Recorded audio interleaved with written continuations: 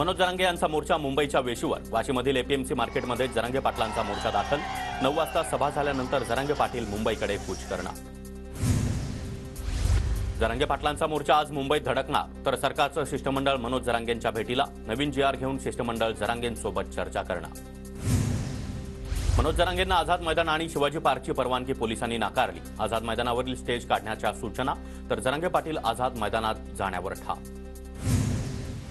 मनोज जरांगे पाटलांचं मध्यरात्री पनवेलमध्ये जोरदार स्वागत. जेसीबीनं फुलांची उधळण, तर तरुणांची जोरदार घोषणाबाजी. मुंबई पोलिसांनी मनोज जरांगेंना नोटीस. आझाद मैदानाची क्षमता 5000 लोकांची. नोटीशीतून जरांगेंना माहिती. हायकोर्टाच्या निर्देशानंतर ही नोटीस.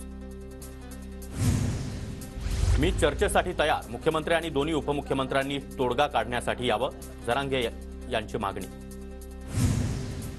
अधिकारी जरांगेंच्या संपर्कात. कुणबी नोंदींसंदर्भात सूचना येत आहेत. मराठा आरक्षण देण्याची सरकारची भूमिका आहे. मुख्यमंत्री एकनाथ शिंदेंची प्रतिक्रिया. आजपासून लोक वाढायला सुरुवात होईल. कुणी जाळपोळ उद्रेक करण्याचा प्रयत्न केला तर त्याला पोलिसांच्या ताब्यात द्या. सरकारकडून दडपण आणण्याचा प्रयत्न झाला तरी देखील शांतता बाळगा. मनोज जरांगे पाटील यांचं मराठा समाजाला आवाहन. इंदुरीकर महाराजांचा मराठा आरक्षणाच्या आंदोलनाला पाठिंबा. इंदुरीकर महाराजांचे पुढील 3 दिवस सर्व कार्यक्रम रद्द. इंदुरीकर महाराज यांचं सहाय्यक किरण महाराज शेटे यांची माहिती. मनोज जरांगे यांच्या जेवणामध्ये औषध टाकलं जाऊ शकतं, त्यामुळे जरांगेंनी पंक्तीमध्ये जेवण करावं. प्रकाश आंबेडकरांचा जरांगेंना सल्ला. मनोज जरांगे यांचा मोर्चा मुंबईमध्ये येतोय, मात्र शिंदे फार्म हाऊसवर आहेत. राज्याचे मुख्यमंत्री फार्म हाऊसवर. राज्य कोण चालवत आहे? आदित्य ठाकरेंची मुख्यमंत्री शिंदेंवर टीका. मराठा कुणबी नोंदी शोधण्यासाठी न्यायमूर्ती संदीप शिंदे समितीला 29 फेब्रुवारीपर्यंत मुदतवाढ. राज्य सरकारची माहिती. मुख्यमंत्री अजित पवारांच्या ताफ्याला उपमुख्यमंत्री अजित पवार यांच्या ताफ्याला काळे झेंडे दाखवत निषेध. जरांगेंना पाठिंबा देण्यासाठी अजितदादांनी दौरा रद्द करावा, आंदोलकांची मागणी. गेल्या 3 ओबीसी मेळाव्यांना भुजबळांची गैरहजेरी चर्चेत असताना प्रकाश शेंडगे यांचं मोठं वक्तव्य. भुजबळ आता सत्तेत राहूनच संघर्ष करणार. रस्त्यावरची लढाई आम्ही लढणार, शेंडगे यांचं वक्तव्य. 1999ला सोनियाजींच्या विदेशीपणाला विरोध केला. जूनमध्ये पक्ष स्थापन केला आणि ऑक्टोबरमध्ये पुन्हा एकदा काँग्रेससोबत गेलो. 1999चा दाखला देत अजित पवार यांची शरद पवारांवर टीका. ठाकरे सरकार जाताना भाजपसोबत सरकारमध्ये जायचं ठरलेलं. शिवसेनेसोबत सरकार चालतं तर भाजपसोबत का चालत नाही? अजित पवार यांचा सवाल. मराठा समाजाला आरक्षण मिळालंच पाहिजे. कायद्यानं टिकेल असंच आरक्षण मिळायला हवं. मराठा समाजाला आरक्षण मिळालंच पाहिजे ही माझी भूमिका आहे, अजित पवार यांचं वक्तव्य.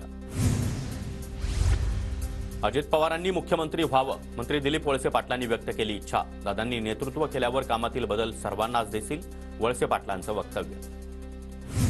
बारामती अॅग्रो प्रकरणी रोहित पवारांची 1 फेब्रुवारीला पुन्हा एकदा चौकशी. कुठलीही चूक नसताना अधिकाऱ्यांना सहकार्य करतोय.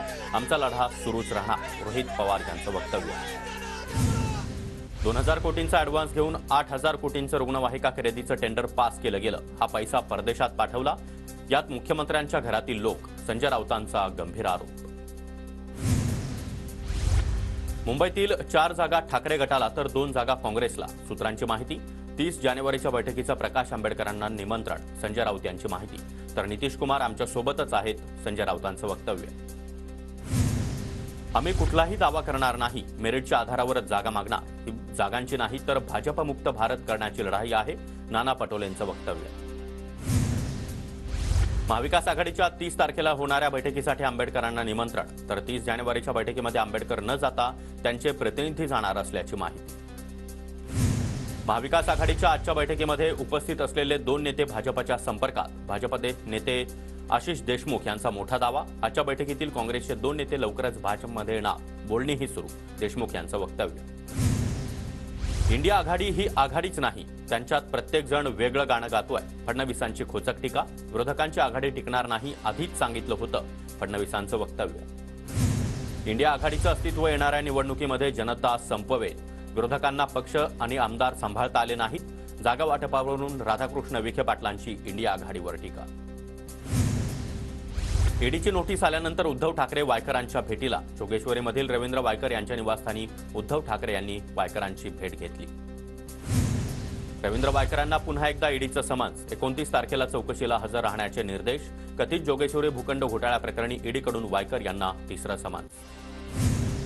कथित कोविड बॉडी बॅग घोटाळा प्रकरणी किशोरी पेडणेकर 30 तारखेला ईडी चौकशीला हजर राहणार. पेडणेकरांनी आज चौकशीला न जाता वेळ वाढवून मागितली. अजून अनेक लोकांना ईडीची नोटीस मिळू शकते. सत्यमेव जयतेसाठी लढणाऱ्यांना सरकार हैराण करतंय. आदित्य ठाकरेंची सरकारवर टीका. किती लोकांना जेलमध्ये टाकणार? पाठवा नोटीस. ईडीवाल्यांना नंतर नोटीस पाठवू. संजय राऊतांचं वक्तव्य. तर ही ईडीची नाही, भाजपची कारवाई. आम्ही गुडघे टेकणार नाही. राऊतांचा हल्लाबोल. पुण्यातील गुंड गजा मारणेनं घेतली पार्थ पवार यांची भेट. भेटीचं कारण मात्र अद्याप गुलदस्त्यात. मारणे टोळीचा म्होरक्या असलेल्या गजा मारणेवर 6 पेक्षा अधिक गुन्हे दाखल. शिंदेंच्या शिवसेनेचे कोल्हापुरातील अधिवेशन पुढे ढकललं. जरांगेंच्या आंदोलनाच्या पार्श्वभूमीवर शिवसेनेचं अधिवेशन पुढे. शिवसेनेचे मंत्री आणि देशभरातील नेते देखील आंदोलनाला उपस्थित राहणार.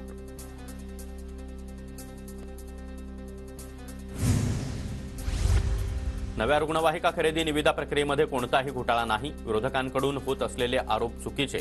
आरोग्य विभागाचं स्पष्टीकरण. निविदा प्रक्रियेला सरकारची उच्चस्तरीय समितीची मान्यता असल्याचे देखील माहिती. विठ्ठल सहकारी साखर कारखान्याचे चेअरमन अभिजित पाटलांसह संचालक मंडळावर गुन्हा दाखल. राज्य सहकारी बँकेचं 249 कोटींचं कर्ज थकीत असल्यानं गुन्हा नोंद.